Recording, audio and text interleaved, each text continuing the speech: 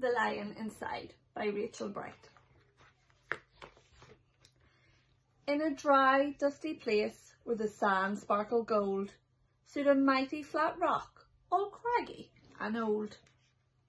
And under that rock, in a tiny full house, lived the littlest, quietest, meekest brown mouse.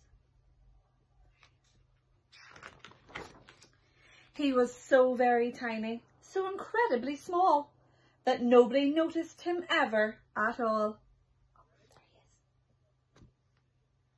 He got trod on and sat on and missed out for stuff, ignored and forgotten. Yes, mouse life was tough. Meanwhile, far above, on top of the rock, times were quite different. It was Lion o'clock. This huge, toothsome creature made sure everyone saw how important he was by how loud he could roar. He was head of the pack. He was shouty and tough. He loved showing the crowd he was made of strong stuff. Yes, all were impressed by this mighty king cat. If only, thought the mouse, I could be more like that.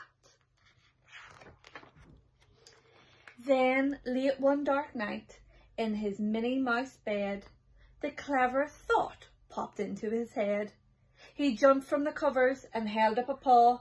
I've got it, he said. What I need is a roar.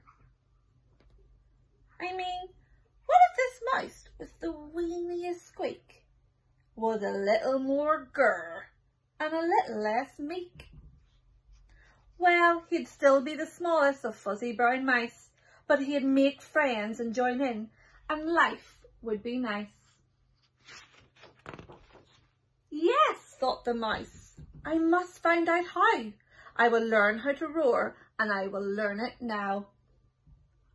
But, oh my gosh, there was only one beast who could teach him this thing that might make him a feast. It was time to be strong, take a chance, after all. Forever was such a long time to feel so small. So he made himself brave and he thought like a winner. He set off for the top, hoping not to be dinner. It felt like the scariest thing he could do.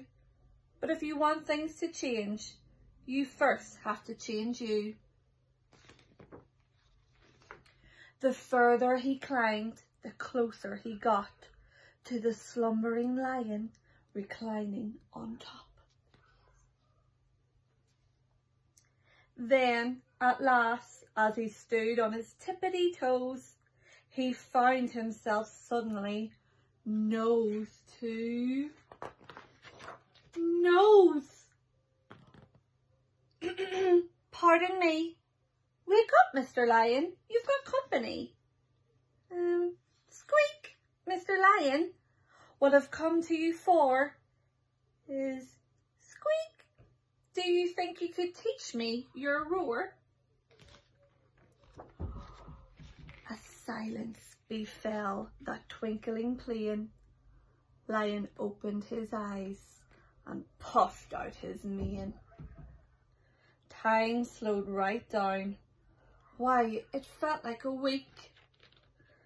Then he opened his mouth and let out an eek!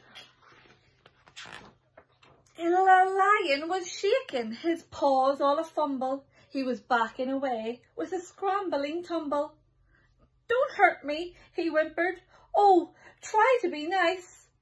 Well, my goodness, this lion was frightened of mice. Don't worry, Mouse Pete. I'm a friend, not a foe. Let's rock this together. We have fun. We'll have fun, don't you know? That was a magical moment for sure, when Mouse didn't feel at all small anymore. He had found his true voice and learned to speak out. and for that you don't need to roar or to shout. And from that day and always the two were a pair. They both liked that rock better, now that rock was to share. The mouse, while still little, felt big in his head, and Lion, he still roared, but with laughter instead. Yes, that day they both learned that no matter your size, we all have a mouse and a lion inside. The end. See you soon. Take care.